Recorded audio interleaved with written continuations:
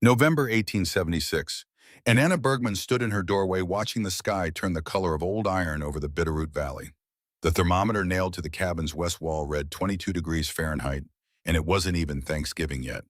She'd been in Montana Territory for 7 months now, long enough to know her nearest neighbor lived 4 miles east, long enough to understand that Stevensville sat a full day's ride south through terrain that could turn hostile without warning. Long enough to recognize that when winter came to this valley, it didn't negotiate.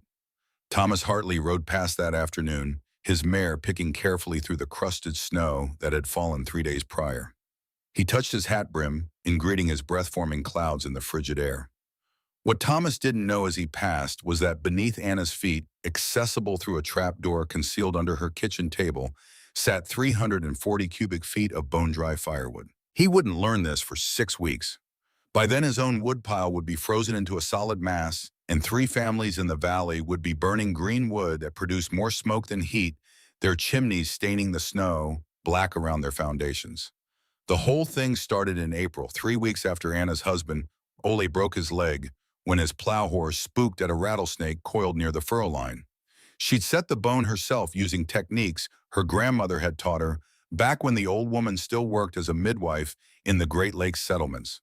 Her grandmother had learned from necessity delivering babies and setting breaks when doctors were scarce and distances were vast. Anna had paid attention during those lessons, never imagining she'd be the one pressing a man's tibia back into alignment while he bit down on a leather strap to keep from screaming. Ole wouldn't be working until late summer at the earliest. The bone had gone back together clean, but the healing would take months, and even then there was no guarantee he'd regain full strength. That left Anna with 160 acres of homestead, claim a cabin that leaked in 4 places when the spring rains came, and the absolute certainty that Montana winters could drop to 40 degrees below zero. The trading post keeper in Stevensville had told her about the winter of 71 to 72 when temperatures stayed below zero for 6 consecutive weeks, and families burned their furniture first, then their floorboards, then seriously considered their wagon wheels before the thaw finally came. She had 12-year-old Carl, 8-year-old Sigrid, and the weight of keeping all of them alive pressing against her chest every morning when she woke. Ole had managed to split about 2 cords of wood before the accident, stacking it in the traditional way against the north wall of the cabin where the roof overhang provided some protection from weather. Anna knew it wasn't enough. She'd done the calculations in her head, estimating burn rates against the length of a Montana winter, and the numbers didn't balance. They'd run out of fuel sometime in February, maybe March if they were careful, and the winter proved mild. But betting on a mild winter in this territory was the kind of optimism that got people killed. Splitting firewood with a broken-legged husband and 2 young children presented complications she couldn't ignore. Carl was strong for 12, already showing the broad shoulders that marked Ole's side of the family, but he didn't have the weight or leverage to split full rounds efficiently. He could handle kindling in smaller pieces, but the heavy work of turning rounds into split logs required an adult's strength and an axe that didn't forgive mistakes. Sigrid tried to help where she could, stacking split pieces and hauling them in a small handcart. But at 8, she tired quickly and couldn't lift anything heavier than a few sticks at once. That's when Anna noted something about the cabin Ole had built the previous fall. He'd constructed it the way his father had taught him, with the floor elevated 18 inches off the ground on fieldstone pillars to prevent rot from ground moisture and provide air circulation beneath the joists. The space underneath was just dirt and darkness, occasionally visited by their chickens seeking shelter from the hawks that circled the valley looking for easy prey. Anna had crawled under there once in March to retrieve a laying hen that had gotten broody and refused to come out, and she'd noticed something peculiar. The ground stayed remarkably dry, even after the spring rains that turned the rest of their property into mud, protected by the overhanging eaves and the natural slope of the land that carried water away from the foundation. She spent a week thinking about it before she mentioned the idea to Thomas Hartley when he stopped by to check on Ole's progress. Thomas had homesteaded in the Bitterroot since 1868 and had survived 8 Montana winters. He'd built his own cabin, broke his own land, and buried his first wife after pneumonia took her in the winter of 73. His opinion carried weight in the valley, and people listened when he spoke about frontier survival because his advice came from experience written in scar tissue and loss. Thomas sat on his horse in the yard looking down at Anna, with the expression of a man who'd heard every foolish notion the frontier had to offer and learned to spot them from a distance. "You want to dig out under your cabin?" The way he said it made it sound like she'd proposed setting fire to the whole structure just to see what would happen. Anna held his gaze, her hands still dirty from the morning's garden work. "That's your foundation you're talking about. You start excavating under there, you risk undermining the whole structure. One good frost heave, and your walls could crack, maybe worse. I've seen cabins collapse from less. The ground slopes away from the cabin naturally. Water runs off without pooling." Thomas shifted in his saddle, leather creaking. "Until it doesn't. One heavy rain, we get water finds a way. Always does. Look, I know you're in a tight spot with old laid up. I can spare a couple cords of wood, and I'm sure the Hendersons would help out too. No need to tear up your foundation on some notion that might not work." Anna had learned something about charity during her first winter in America, which she'd spent in a Minnesota boarding house while Ole worked the lumber camps to earn their homestead stake. They'd arrived in Minnesota in the fall of '74 with almost nothing, and that winter had taught her lessons she wouldn't forget. Charity came with strings, sometimes visible, sometimes not, but always present. It came with expectations and obligations that shifted based on the giver's mood or circumstances. It could be withdrawn the moment you offended the wrong person or failed to demonstrate sufficient gratitude. Charity was a debt that couldn't be calculated or repaid on any honest ledger, and it left you beholden to people whose generosity might evaporate when you needed it most. Self-sufficiency, on the other hand, was a currency that never devalued.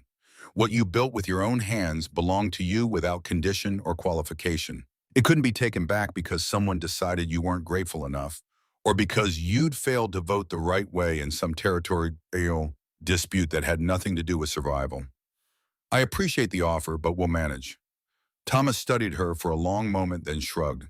"Your choice. But when that chamber caves in or floods out, don't say I didn't warn you. I'll check back, come fall, probably to help you rebuild." He rode off without another word, and Anna stood in the yard watching him disappear over the eastern ridge. Ole called from inside, his voice carrying through the open door. "What did Thomas say?" "He thinks I'm going to collapse our cabin." Ole was quiet for a moment. "Are you?" "I don't plan to." She started digging the third week of May after the ground thawed enough to work. The plan was straightforward in concept, if brutal in execution. She would excavate a chamber 6 feet wide, 12 feet long, and 5 feet deep at its deepest point directly beneath the main room of the cabin. She'd shore up the fieldstone pillars as she went, leaving a 3-foot margin of safety around each one, and create access through a trapdoor cut into the cabin floor. The excavated dirt would build up the drainage swale on the downslope side, improving water runoff and reducing any risk of flooding. Carl helped when he wasn't working the garden they'd planted in late April, and Ole offered advice from his chair near the window where he could watch the yard. Anna worked in 2-hour shifts, crawling into the darkness with a coal oil lantern and a short-handled spade designed for close work in confined spaces. She filled bucket after bucket with Montana soil, hauling each one up through the crawl space opening and dumping it on the growing pile downslope. The work was brutal in ways she hadn't anticipated.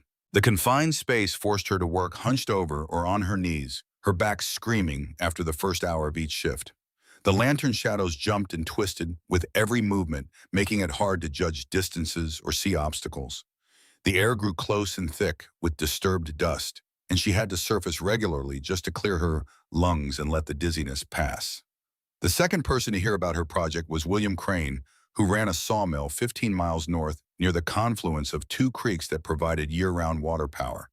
He'd come to discuss a timber contract with Ole and found Anna emerging from under the cabin, streaked with dirt and breathing hard from exertion. William had been in Montana territory for 20 years, arriving from New England, where his family had operated lumber mills for 3 generations. He possessed the kind of practical knowledge that came from building half the structures between Missoula and the Idaho border. "You're creating a root cellar under your living space." William squatted down to peer at the fieldstone pillars, his practiced eye assessing their stability. "How are you supporting the floor joists while you dig, leaving the pillars untouched, working around them? 3-foot clearance minimum on all sides. And moisture wood stored underground will rot before Christmas. Not if air circulates properly. I'm putting in 2 ventilation shafts. Natural convection pulls air through, keeps everything dry. William studied the pillars more closely, running his hand along the fieldstone. Where'd you learn about air circulation and underground storage? My father was a ship carpenter on the Great Lakes, built cargo holds that stayed dry even in storms. Same principles apply here. William stood up, brushing dirt from his hands. Maybe, but a ship's hold is sealed tight with proper lumber. You're talking about bare dirt walls. You get condensation, you get rot. Get fungi in your firewood storage, might as well burn wet logs straight from the river. He wasn't wrong, and Anna knew it. Green wood contained 50 to 60% moisture by weight. Seasoned firewood needed to drop below 20% to burn efficiently, producing maximum heat with minimum smoke. Store it in dampness, and it would reabsorb moisture through the cut ends, undoing months of drying and creating the kind of wet fuel that generated more problems than warmth. But she'd thought about this problem during those long winter evenings in the Minnesota boarding house, watching condensation run down the poorly insulated windows, while the landlady complained about coal costs. Air circulation was the key to moisture control. Moving air carried water vapor away from surfaces before it could condense. Stagnant air allowed moisture to accumulate, creating the damp conditions that led to rot and mold. The ventilation shafts would create a pressure differential across the chamber, pulling fresh air in from the upslope side where it entered cooler and drier, then exhausting moisture-laden air from the downslope side, where prevailing winds would create negative pressure. As long as the chamber stayed slightly warmer than the outside air, which it would from ground temperature alone, the system would function continuously without any mechanical intervention. She explained this to William, who listened with the expression of a man who'd seen too many frontier innovations fail to be easily convinced. His skepticism wasn't personal or mean-spirited. It came from experience, from watching people try clever solutions to basic problems, only to discover that the old ways persisted for good reasons. I've seen what happens when people get creative with their shelter. Fellow up near Frenchtown decided to build his cabin half underground for warmth. Seemed smart until the spring melt. Water came up through the floor like he'd built on top of a spring. Had to abandon the whole structure, lost everything he couldn't carry out in one trip. He paused, looking at the excavation opening. But I suppose if anyone's going to make something like this work, it'd be someone who understands engineering. You people from the Great Lakes know about keeping things dry in wet country. I'll give you that much. It wasn't quite an endorsement, but it wasn't a prohibition either. William rode off with a promise to check back in the fall, probably expecting to find the whole experiment abandoned or the cabin settling unevenly into a sinkhole. Anna watched him go, then crawled back down into the darkness to continue digging. By mid-June, she'd excavated roughly half the planned chamber. The work had developed its own rhythm, a brutal meditation of repetitive motion and incremental progress. She'd haul out 47 buckets some days, each one requiring a trip up the makeshift ladder she'd built from scrap lumber across the yard to the drainage pile, then back down into the earth. Her hands blistered, then calloused the skin, hardening into leather that could grip the spade handle for hours without tearing. Her shoulders ached every evening and felt wooden every morning, but the pain became familiar, almost comforting in its predictability. Ole worried about cave-ins, inspecting the exposed pillars every morning for signs of stress or settlement. Anna had reinforced each one as she dug around it, adding fieldstones to create wider bases that distributed the cabin's weight more evenly across the clay beneath. The soil composition had changed as she went deeper, loose topsoil, giving way to dense clay that was hard as brick when dry, but held its shape without requiring timber shoring. That clay proved to be a gift she hadn't anticipated. It sealed against moisture better than any lumber she could have afforded, and its stability meant she could excavate larger sections without fear of collapse. The third person to express skepticism was Sarah Brennan, who'd come to Montana via Pennsylvania, where her father had worked the coal mines before black lung killed him in 1870. She'd married a railroad worker named Patrick in '72, and together they'd claimed 160 acres on the valley's western edge. Sarah knew about hard work and occupational hazards, having watched her father cough himself to death from damage that accumulated so slowly it seemed manageable, until suddenly it wasn't. She sat at Anna's kitchen table on a warm afternoon in early July, accepting coffee that Anna poured from the pot, kept warm on the stove. I'm not questioning your ability. I'm questioning the wisdom of weakening your shelter for dry firewood storage. You could build an external shed for a fraction of the effort. An external shed needs lumber I don't have money to buy, needs a foundation to keep it off the ground, needs a roof that won't leak, and even then any structure above ground is exposed to wind, weather temperature swings that create condensation cycles.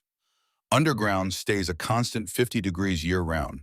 No wind, no rain getting through cracks, no sun heating it up during the day and cooling it at night. Sarah had helped Patrick build their cabin, so she understood construction challenges. She also understood economics, the constant calculation of effort versus benefit that governed every decision on a homestead, where resources were always scarce and mistakes could be catastrophic. What about the trap door? You're talking about cutting a hole in your floor. That's a cold spot right where you're training to stay warm in winter. The trap door will be triple layered with a sealed edge, better insulated than most cabin doors. I'm putting it under the kitchen table where we can throw a rug over it for additional protection. Anna had worked out the design during the long hours of digging, thinking through each detail, while her hands moved automatically with the spade. 2 layers of pine boards with a layer of wool batting between them, the whole thing edged with leather stripping to create an airtight seal. The batting would come from an old quilt that had been moth-damaged beyond repair, and the leather from strips cut from a worn-out saddle she'd bought for 50 cents at the trading post. Sarah sipped her coffee, considering. Still seems like a lot of work for firewood storage. Anna hadn't articulated this to anyone else yet, but Sarah's directness seemed to invite honesty in return. It's not just about storage. It's about proving I can maintain this homestead even when Ole can't do the heavy labor. It's about having something that's mine, built by my own hands. And it's about not depending on the charity of neighbors who might change their minds come February when their own supplies run short. Sarah understood that last part without needing elaboration. She'd lived in a Pennsylvania coal town where charity was a commodity, traded like everything else, given and withdrawn based on factors that had nothing to do with genuine need or human compassion. I suppose that makes sense. Just promise me you'll be careful. I've seen enough widows in my time and I don't want to see another. I'm not planning on becoming one. By August, the excavation was complete. The chamber measured exactly as planned, 6 feet wide, 12 feet long, and 5 feet 2 inches at its deepest point. Anna had sloped the floor slightly downhill to encourage any water intrusion to drain naturally toward the downslope ventilation shaft. The walls were surprisingly smooth, the clay having been shaped by the bucket edges into gentle curves that required no additional finishing or support. The pillars stood like ancient columns in an underground temple, each one now seated on a base of carefully stacked field stones that distributed their load across a 3-foot circle. Anna had been meticulous about maintaining clearance, never digging closer than the 3-foot margin she'd promised Ole. The structural integrity of the cabin depended on those pillars remaining stable and properly supported. The ventilation system was simpler than William had imagined when she described it. On the upslope side, Anna had dug a shaft 18 inches in diameter and 4 feet deep, angling it so the opening sat under the cabin's eave line where it would be protected from direct rain. On the downslope side, a similar shaft extended beyond the drip line, positioned so prevailing winds from the northwest would create negative pressure and draw air through the system. Both shafts were lined with river rocks to prevent collapse and covered with wooden grills made from scrap lumber to keep out vermin and prevent accidents. The trap door took 3 days to build. Anna used pine boards she'd salvaged from packing crates, planing them smooth with Ole's tools, and fitting them together with the precision her father had taught her during childhood summers at the shipyard. The batting came from that moth-damaged quilt, carefully cut to fit between the board layers. The leather-edged ceiling came from the worn saddle string, cut to precise widths and tacked in place with small nails spaced every 2 inches to ensure a tight seal. When finished, the trapdoor weighed 37 pounds and sealed tight enough that it took noticeable effort to pull it open against the air pressure differential. Anna tested it repeatedly, opening and closing it, while Ole watched from his chair, checking for gaps or weak points that might allow cold air to leak through during winter. She found none. The seal was as good as anything a professional carpenter might have built, and the insulation was better than the cabin's single front door. Now came the real test. She needed firewood to fill the storage chamber, and Ole still wasn't in condition to help with the splitting. His leg had healed well enough for him to walk around the cabin without crutches, but the strength hadn't fully returned. He couldn't generate the force needed to drive an axe through a round, couldn't maintain the rhythm for hours that splitting required. Carl could manage kindling in small pieces, breaking them apart with a hatchet, but the heavy work of turning rounds into split logs required an adult's strength and an axe that didn't forgive mistakes or hesitation. Anna had swung an axe before helping her father split firewood for the shipyard forge, but never with the volume and urgency this task demanded. She needed 4 full cords by winter, which meant roughly 512 cubic feet of stacked wood. Each cord represented 128 cubic feet, which translated to somewhere between 600 and 800 individual pieces depending on how they split and how she stacked them. She had from mid-August until the first heavy snows, which could come as early as October in the Bitterroot. She set up her splitting area near a stand of dead lodgepole pine on the western edge of their property. Dead standing trees, known as snags in logging parlance, made ideal firewood. They'd already seasoned on the stump, losing most of their moisture content naturally as they died and dried over multiple seasons. The wood was lighter to haul than green timber and split more easily because the cellular structure had already begun to break down. Lodgepole pine wasn't the best burning wood available. It was resinous and burned fast, requiring more frequent feeding than hardwoods like oak or maple. But it was abundant across Montana, relatively straight-grained, which made it easier to split, and the dead snags could be harvested without the back-breaking work of felling and bucking live trees. Anna had neither the time nor the strength for that kind of labor, not with everything else demanding her attention. The work developed its own rhythm, distinct from the digging, but equally brutal in its demands. Wake before dawn, feed the chickens, make breakfast for the family, start the children on their morning chores, walk to the woodlot with axe and canteen, set up a round on the chopping block, study the grain to identify the natural splits, raise the axe overhead, bring it down with everything she had. When she hit true following the grain lines and finding the weak points in the wood structure, the round split with a satisfying crack that sent both halves tumbling off the block. When she missed or misjudged the angle the axe stuck, or glanced off requiring another swing, or sometimes several before the piece finally surrendered. Her hands blistered again, despite the calluses from digging different motions creating different friction points. Her shoulders developed a new kind of ache, the muscles adapting to the overhead swing and the shock of impact that traveled up the axe handle with every strike.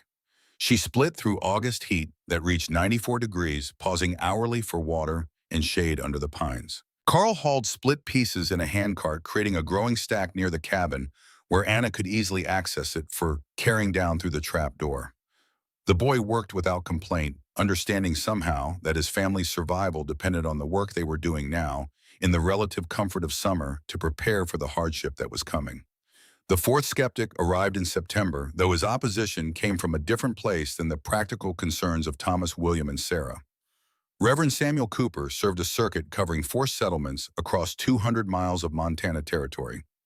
He'd been educated at a Pennsylvania seminary, had served as a Union chaplain during the war, and possessed both theological training and practical frontier experience. He also held strong opinions about proper gender roles and the natural order of things as he understood them. He found Anna splitting wood while Ole sat nearby in a chair Carl had carried out so his father could supervise and offer encouragement. The Reverend's expression suggested he'd discovered something fundamentally disordered, a violation of principles he considered self-evident and divinely ordained. Mrs. Bergman, I'm surprised to find you engaged in such labor. Surely there are men in the valley who could assist. Anna set down her axe not because she agreed with his premise, but because she'd learned that arguing with clergy required your full attention and both hands free. My husband broke his leg, Reverend, and I'm capable of swinging an axe. Capability. The way he said it sounded like a character flaw rather than an asset. I don't doubt your capability, but there's a natural order to things. Men provide heavy labor. Women manage the household. When we upset that order, we invite disharmony into our lives and our communities. Ole shifted in his chair but remained silent, letting Anna handle the confrontation. She appreciated his restraint, even as she felt anger rising in her chest. Reverend, with respect, the natural order in Montana territory is that you do the work that needs doing, or you don't survive. My husband would split this wood if he could. He can't. I can. That seems like exactly the right order to me. And this underground storage chamber I've heard about, this too seems outside the natural order of things. News traveled fast in the valley, apparently. Anna wondered who'd told him, probably Thomas, who still thought the whole project was foolish despite his promise not to interfere. It's a root cellar adapted for wood storage, Reverend. Nothing more unusual than that. I've seen root cellars, Mrs. Bergman. They're typically built away from the living structure, not beneath it. You're undermining your foundation, literally and perhaps metaphorically. A house built on unstable ground cannot stand. Matthew 7, verse 26. Old cleared his throat. Reverend, with respect, we're not building on sand. We're creating storage space beneath a floor that's supported by stone pillars. The ground is stable clay. The design is sound. The design may be sound in engineering terms, but what message does it send when a woman undertakes such projects? What does it teach her children about their proper roles in society? Anna picked up her axe again. It teaches them that work is work and that survival requires using whatever abilities you have, regardless of who taught them to you or what expectations others might have. Excuse me, Reverend, but I have another cord to split before supper. He left shortly after, and Anna knew she'd probably offended him beyond easy repair. She also knew she didn't particularly care. The Reverend's natural order was a luxury afforded to people who had enough margin for error to enforce it. Out here, where the margin between survival and catastrophe could be measured in cords of firewood or pounds of dried beans, order meant doing what worked, not what looked proper to visitors from Pennsylvania who'd never faced a Montana winter. By late September, she'd split and hauled 4.5 cords of wood. The excess would go in a traditional external stack as backup, but the bulk of it went down through the trap door into the underground chamber. Carl had become skilled at stacking, creating rows that allowed air circulation between pieces while maximizing the available space. He'd inherited his father's eye for spatial relationships and his mother's patience for detailed work. The chamber held more than Anna had calculated. Its irregular shape and various corners allowed for creative stacking patterns that used every cubic foot efficiently. Carl arranged the pieces like a puzzle, fitting them together in ways that seemed random, but actually optimized both storage and airflow. The boy had a gift for it, and Anna made sure to tell him so. The ventilation system worked exactly as she'd planned. Air entering through the upslope shaft was noticeably cooler than the air in the chamber, creating a gentle but constant flow that carried moisture out through the downslope shaft. Anna tested this by suspending a damp cloth in the chamber for 3 days. When she retrieved it, the cloth was completely dry, the moisture wicked away by the moving air.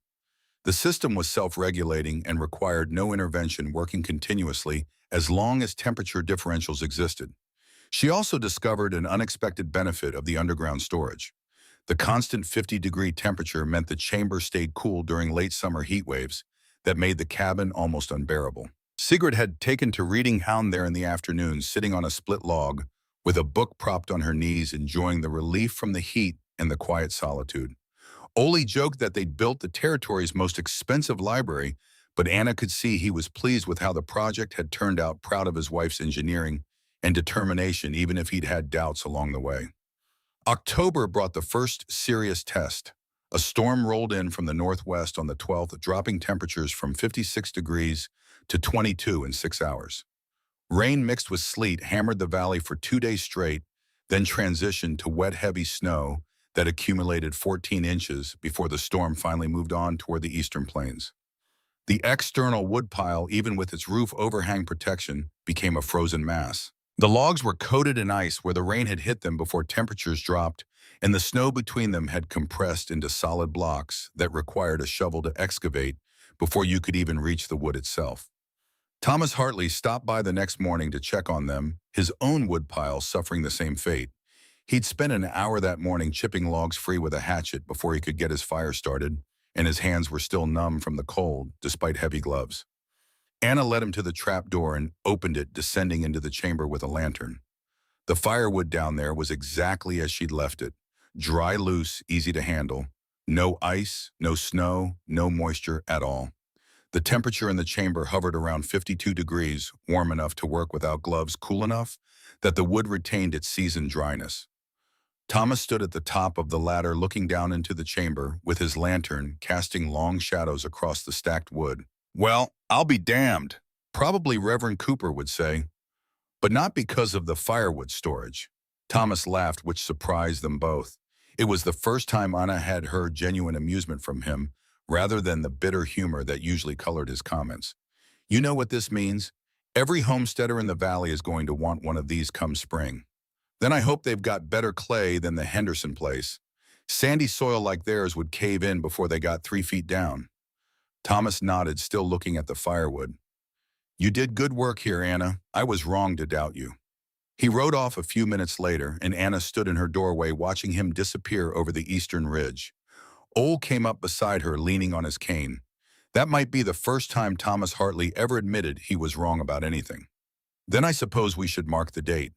They went inside together, and Anna closed the door against the cold. The real vindication came in January, though vindication felt like too mild a word for what followed. The winter of 1877 would be remembered as one of the coldest on record in Montana Territory, temperatures dropping to 43 degrees below zero on January 19th and staying below zero for 28 consecutive days. The cold came with a ferocity that turned breath to ice crystals in the air and made metal brittle enough to snap. Most external wood piles became unusable monuments to poor planning, the logs frozen together in solid masses that required axes and pry bars just to separate individual pieces. Anna descended through the trapdoor every morning and selected that day's fuel from the neat rows Carl had stacked.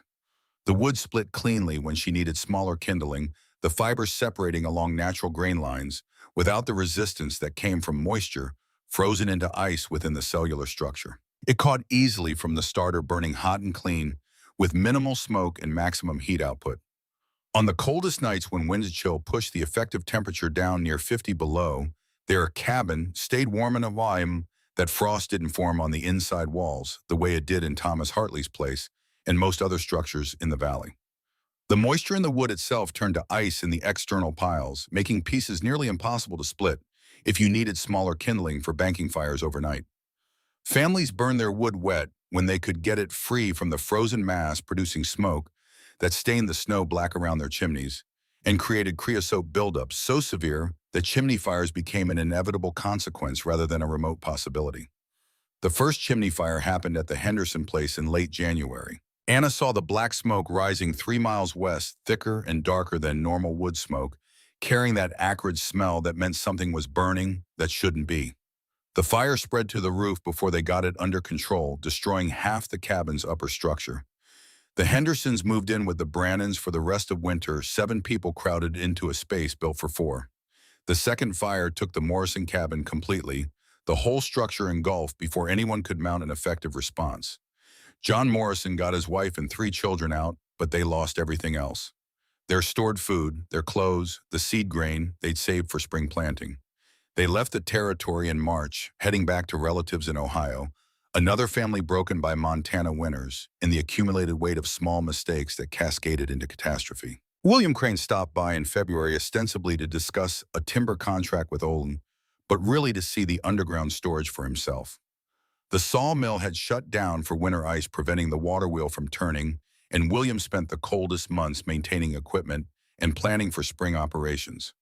He descended into the chamber with his own lantern, examining the ventilation shafts, the clay walls, the stacked firewood, and the trapdoor's sealing mechanism, with the methodical attention of someone who understood engineering at a fundamental level. "How much did this cost you?" His voice echoed slightly in the confined space. "In materials, I mean." "Maybe $7 for the trapdoor hardware and the lantern fuel I used while digging.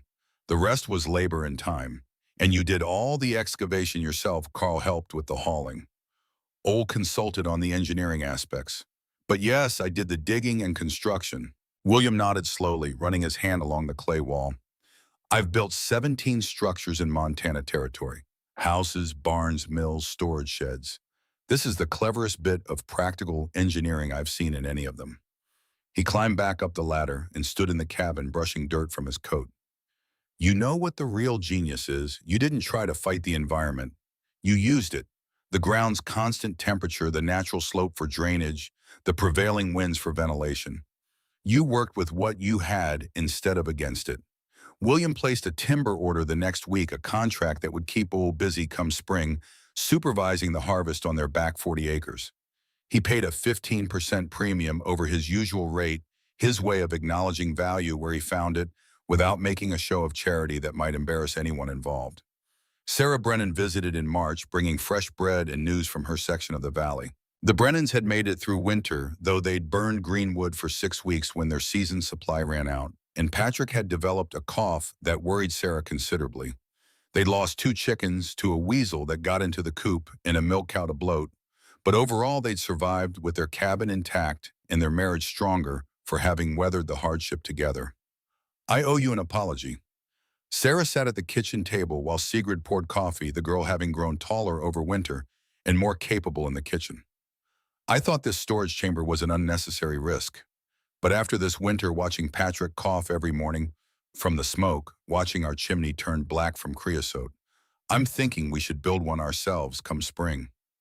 What changed your mind?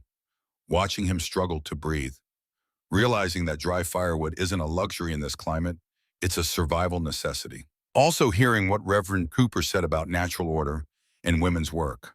That probably made me more inclined to support your project out of pure stubbornness.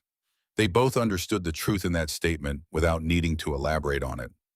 Women who'd learned to navigate men's opinions while pursuing their own solutions developed a certain solidarity, an unspoken recognition of shared experience that transcended individual circumstances. Even Reverend Cooper came around, though it took until April and required more humility than Anna had expected from him. He arrived without warning, riding into the yard on a mild afternoon when Anna was working in the garden and Ole was supervising Carl's mathematics lessons inside. The Reverend's opening surprised her more than his presence. "Mrs. Bergman, I've been hearing reports about your underground storage chamber all winter.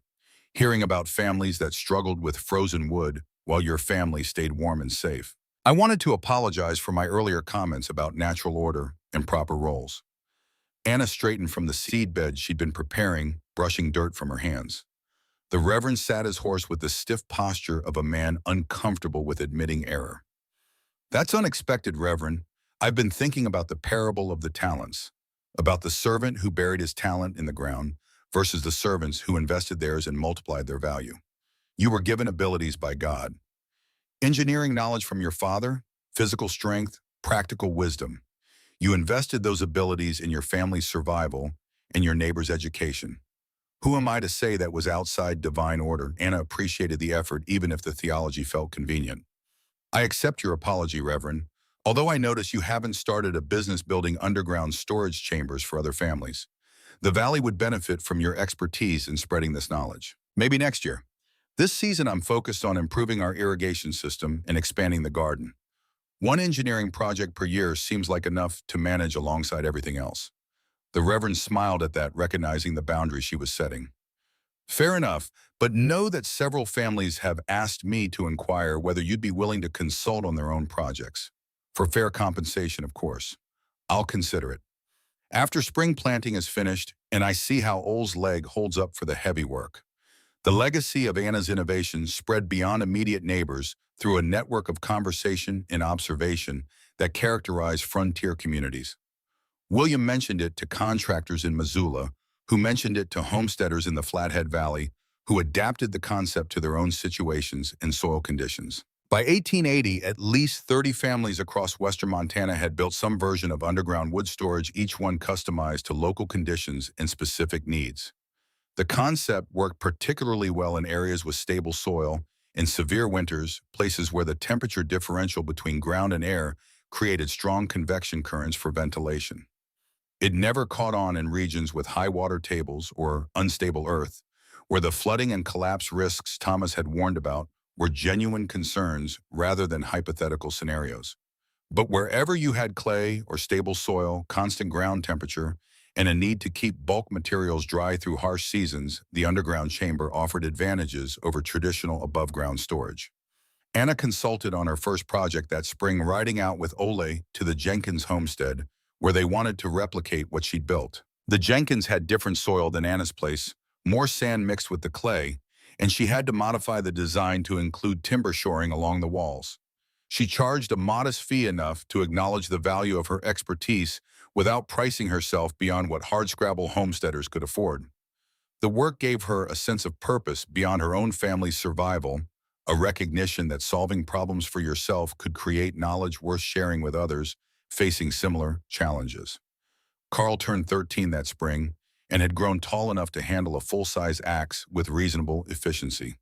He took over most of the wood-splitting duties, freeing Anna for other work around the homestead. Ole's leg had healed well enough for him to work the timber contract with Williams' crew, though he still limped when tired and knew he'd never regain the full strength he'd had before the accident. The injury had aged him in ways that went beyond simple physical limitation, instilling a caution that hadn't been there before. Sigrid spent her afternoons in the underground chamber, reading by lantern light and escaping the spring heat that made the cabin stuffy. The girl had discovered a love of books, working through every volume the family owned and borrowing others from neighbors when available. Anna encouraged this, remembering her own childhood hunger for stories and knowledge that went beyond the immediate practical concerns of survival. By summer, the chamber had become simply another part of their homestead infrastructure, as unremarkable as the root cellar or the chicken coop. The initial novelty faded into routine, the trapdoor opening and closing multiple times daily as Anna retrieved firewood for cooking or checked the ventilation flow. The system required minimal maintenance, just occasional clearing of the vent grates to prevent debris accumulation and periodic inspection of the trapdoor seal for wear. August brought the first real challenge to the design. A severe thunderstorm swept through the valley, dropping 3 inches of rain in less than 2 hours. The kind of deluge that turned dry creeks into raging torrents and tested every drainage system across the territory. Anna watched water sheet off the cabin roof and flow downslope exactly as she'd planned, the swale she'd built from excavated dirt, channeling runoff away from the foundation. But some water found its way into the upslope ventilation shaft, trickling down into the chamber where it pooled on the sloped floor. She descended with a bucket and bailed out perhaps 5 gallons of accumulated water, then spent an hour enlarging the downslope shaft opening to improve drainage. The modification worked. When the next storm came through a week later, water that entered drained continuously without pooling, flowing out the downslope vent and away from the foundation. The incident reminded her that even well-designed systems needed adjustment based on real-world performance, that planning could only anticipate so much before experience revealed necessary refinements. The winter of 1878 tested the design in ways Anna hadn't anticipated. Not through cold, which arrived with familiar brutality, but nothing beyond what they had already survived, but through a different kind of pressure that came from success itself. Word had spread throughout the Bitterroot and beyond about the underground chamber that kept the Bergman family supplied with dry fuel while others struggled. Visitors began appearing at their door with increasing frequency, homesteaders from distant claims, who traveled sometimes 2 days just to see the chamber and ask questions about construction. Anna found herself explaining the same principles repeatedly, sketching diagrams in the dirt outside the cabin, discussing soil composition and ventilation angles with men who'd never considered that their storage problems might have engineering solutions. Some understood immediately, seeing how the concepts could transfer to their situations. Others nodded politely, but clearly thought the whole enterprise required more effort than they could spare. A few dismissed it entirely, convinced that traditional methods would suffice, despite evidence accumulating across the territory that traditional methods left families vulnerable to circumstances beyond their control. The most persistent visitor was a man named Robert Cartwright, who'd claimed land 40 miles north near the Blackfoot River.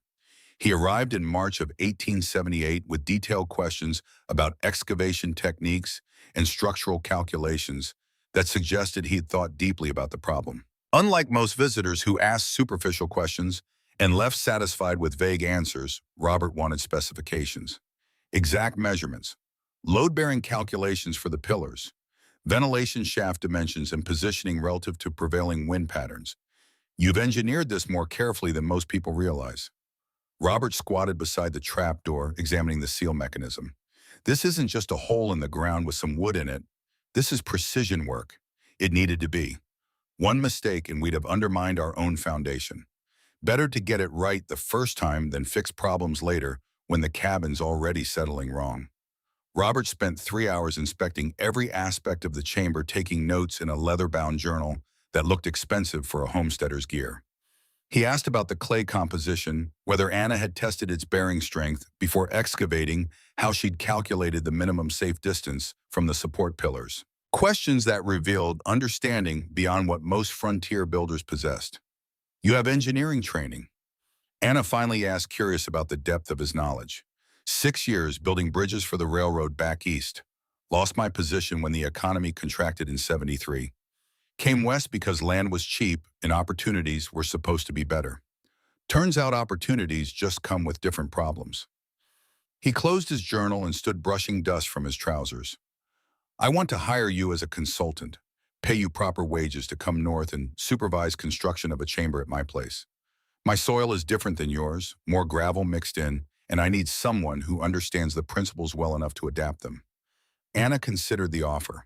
The money would be useful, certainly. Ole's timber work brought in steady income, but not abundance, and every additional dollar meant more security against the inevitable setbacks that frontier life delivered without warning. But leaving the homestead for the week or more that Robert's project would require meant putting extra burden on Ole and the children, trusting them to manage without her direct supervision. I'd need to bring Carl. He's old enough to help with the work, and I can't leave Ole alone with everything here for that long. Fair enough, I'll pay for both of you. Room and board plus $2 a day for your expertise and $1 for the boys' labor. They rode north in early April, Anna and Carl on borrowed horses with tools strapped behind their saddles. The journey took 2 days through country that grew increasingly rugged as they climbed toward the mountains. Robert's claim sat in a valley where spring came later than the bitterroot snow, still visible on the north-facing slopes and ice forming in the shadows each night. His cabin was well built, showing the attention to detail you'd expect from someone with professional construction experience. But his woodpile sat exposed on the north side, already showing signs of moisture damage from snowmelt that ran off the roof and pooled around the foundation. Robert's wife, Margaret, greeted them with cautious hospitality, a woman whose hands showed the same kind of work-hardened competence that Anna recognized in her own. The soil assessment took most of the first day. Anna dug test holes at various points around the cabin, examining the composition and drainage characteristics. Robert had been right about the gravel content. His soil had less clay than Anna's place, more rocks and coarse material that wouldn't hold its shape as reliably during excavation. She modified the design accordingly, planning for timber shoring along the walls and a deeper foundation for the support pillars to compensate for reduced soil stability. Carl proved invaluable during the excavation, his young strength and growing skill with tools making the work progress faster than Anna could have managed alone. Robert helped where he could, following Anna's directions precisely and asking questions that showed he understood the reasoning behind each decision. Margaret brought meals to the worksite and occasionally descended into the growing chamber to inspect progress, her comments showing she'd been listening to the technical discussions, even when she appeared focused on other tasks. The project took 9 days instead of the planned week. Complications with groundwater required additional drainage work, and one of the timber supports cracked during installation and needed replacement. But when finished, the chamber functioned exactly as designed. Air circulation pulled moisture away from the stored wood temperature, stayed constant regardless of surface conditions, and the structural integrity remained solid despite the less favorable soil composition. Robert paid Anna the agreed amount, plus an extra $5 for the additional days, refusing her protests that the extension was due to unforeseen complications rather than additional labor. You could have walked away when we hit problems. Told me to figure it out myself since that wasn't part of the original agreement. You didn't. That's worth compensating fairly. The ride back to the Bitterroot gave Anna time to think about what Robert had said about the difference between doing what was minimally required versus doing what was actually needed to solve a problem completely. The distinction mattered more than she'd consciously recognized before. Frontier life rewarded thoroughness over speed, reliability over expedience. Cutting corners might save time initially, but the costs accumulated over seasons and years until the shortcuts proved more expensive than doing things properly from the start. The Bergman family proved up their homestead claim in 1881 and received title to their 160 acres.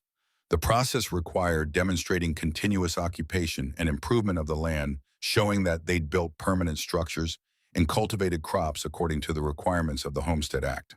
The underground chamber counted as improvement, the land office inspector noting it in his report as an innovative storage solution that demonstrated serious commitment to permanent settlement.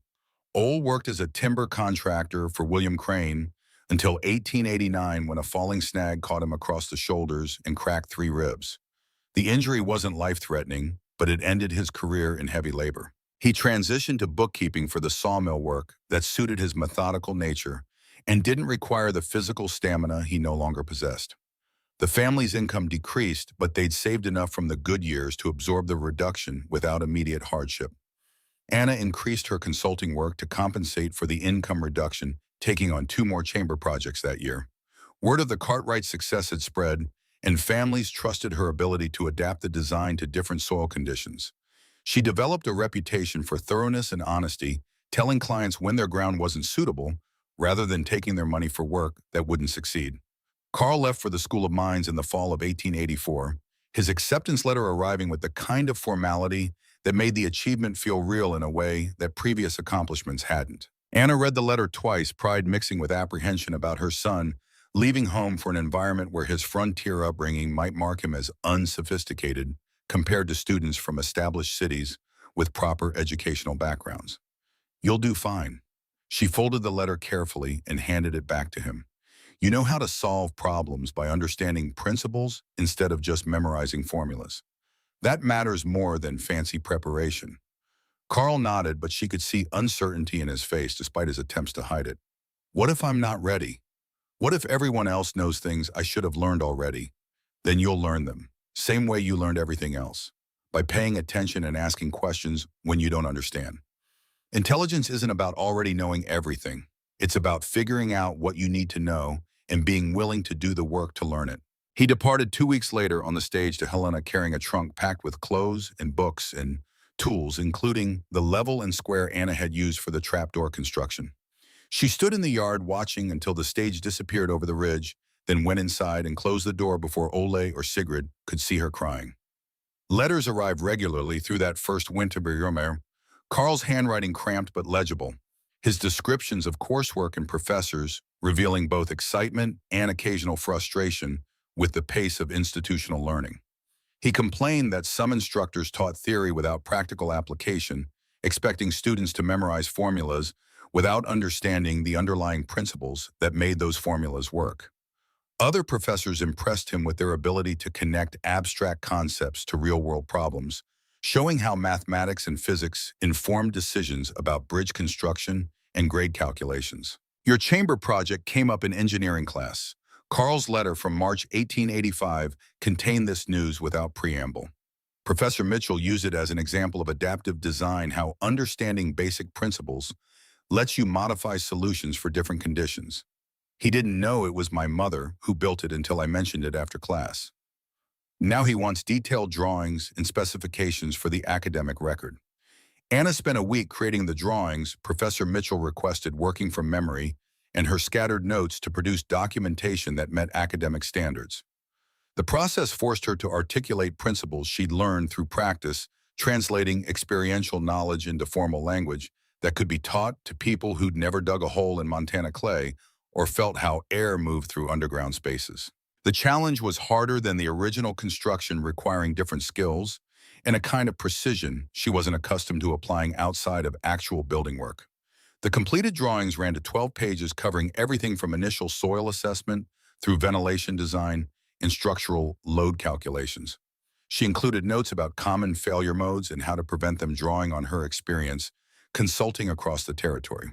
Professor Mitchell published the documentation in an engineering journal, with Anna listed as primary author, her name appearing in print alongside trained professionals who'd studied at universities back east. The publication brought unexpected consequences. Letters arrived from engineers in other territories asking technical questions about the design. A mining company in Colorado inquired whether similar principles could apply to powder storage, keeping explosives dry in underground magazines. Anna found herself corresponding with people she'd never meet about problems she'd never personally encountered. Her specific solution to a Montana firewood storage problem, generating broader interest in the underlying principles. Sigrid graduated from the Stevensville School in 1888 and took a position as assistant teacher working under Mrs. Henderson, who'd been teaching Valley children for 20 years. The girl had inherited her mother's practical intelligence and her father's patience qualities that served her well in a classroom where students ranged from 6 to 16 and came from families with vastly different attitudes about education's value. Teaching paid poorly but offered stability, and Sigrid saved most of her wages toward goals she discussed with increasing clarity as she gained confidence in her own judgment. She wanted to attend normal school, get proper teacher training, instead of learning everything through apprenticeship. She wanted to marry James Morrison, the young man who'd been courting her since she turned 17. She wanted to build a life that combined education work with family obligations, believing correctly that the two pursuits could reinforce each other rather than compete for her limited time and energy.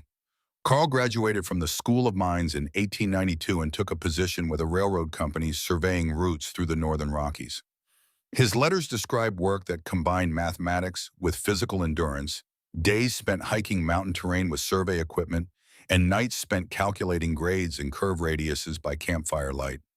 He loved it completely, the perfect marriage of his theoretical training and practical upbringing. The railroad paid well enough that he sent money home regularly, insisting that his parents had invested in his education and deserved return on that investment. Sigrid married James Morrison that same year in a ceremony held at the Stevensville church with half the valley in attendance.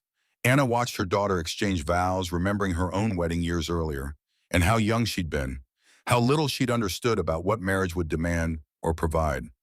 Sigrid seemed more prepared, her eyes clear and her voice steady as she promised partnership with a man who'd proven himself reliable and kind over years of patient courtship. The newlyweds built a small house near the school where they both taught, Sigrid handling younger students while James managed the older ones and administrative responsibilities. They created a life that looked modest from outside but satisfied them completely. Their needs simple and their pleasures derived from work they found meaningful. Anna visited regularly, bringing vegetables from her garden and leaving with books Sigrid had borrowed from the county library, a system of exchange that benefited both households without requiring money. Neither family had in abundance. The underground chamber at the original Bergman cabin continued functioning into the 1890s, though they'd built a larger house by then and used the old cabin primarily for storage. Anna still descended occasionally to check the ventilation shafts and inspect the support pillars, maintaining the system more from habit than necessity. The chamber had outlasted her initial expectations, the clay walls showing no signs of deterioration, and the airflow remaining strong enough to keep stored materials dry. Anna lived until 1923, long enough to see Montana achieve statehood, long enough to watch automobiles replace horse-drawn wagons on the roads between settlements, long enough to see electric lights come to Stevensville and transform the rhythm of evening life. She gave several interviews to local historians in the 1910s, part of a regional effort to document frontier experience before the last homesteaders died and their knowledge disappeared with them. In one interview conducted in 1918, when Anna was 76 years old and her hands showed the accumulated damage of a lifetime's hard labor, she was asked about the underground storage chamber that had made her locally famous. Her granddaughter Sarah sat beside her during the interview, a girl of 14 who listened with the kind of attention that suggested she understood she was witnessing something worth remembering. It wasn't anything special. Anna's voice had grown thin with age but retained its fundamental clarity. Just paying attention to what the land was telling me, and having the stubbornness to dig a big hole when everyone thought I was crazy. The interviewer, a young man from the university in Missoula, pressed for more detail. But surely you must have had some special knowledge, some engineering background that gave you an advantage over other homesteaders. My father worked ships on the Great Lakes. He understood how to keep cargo dry in bad weather. I paid attention when he talked about his work, and I applied those principles to a different problem. That's not special knowledge. That's just listening and thinking about how things might transfer from one situation to another. And the skepticism you faced from neighbors, how did you handle their doubts? I didn't handle them. I just kept working and let the results speak for themselves. You can argue with people all day about whether something will work, or you can build it and show them. The second approach wastes less time. Sarah watched her grandmother with something like reverence, seeing in the old woman's lined face and scarred hands evidence of a life lived according to principles the girl was only beginning to understand. Anna noticed the attention and smiled. Are you interested in building things, Sarah? Maybe. I like solving problems. Then remember this. Most problems aren't actually as complicated as people make them. They just require paying attention to what's really happening instead of what you assume is happening, and being willing to do the work even when it's hard. Anna died in her sleep in February 1923, her heart simply stopping during the night, with no warning or preceding illness. Ole found her in the morning still and cold beside him, her face peaceful in a way that suggested the end had come without struggle or fear. He sat with her for an hour before calling Sigrid, needing that time alone to process the reality that 47 years of marriage had ended, and whatever remained of his life would unfold without the woman who'd been its center. The funeral drew people from across the valley and beyond, homesteaders who'd built chambers based on Anna's design, and engineers who'd studied her published specifications, and students Sigrid had taught who'd heard stories about their teacher's mother and the underground chamber that became locally famous. They came to pay respects to a woman who'd solved a problem and shared the solution, who demonstrated that frontier challenges could be met with intelligence and persistence rather than just endurance and luck. Carl gave the eulogy standing before the assembled crowd with the same careful precision he brought to engineering work. My mother taught me that most problems aren't as complicated as people make them. They just require paying attention to what's actually happening instead of what you assume is happening, and being willing to do the work even when it's hard. He paused, looking at faces in the crowd that ranged from old homesteaders who'd known Anna for decades to young people who'd only heard stories. She built an underground chamber to store firewood. That's the simple version.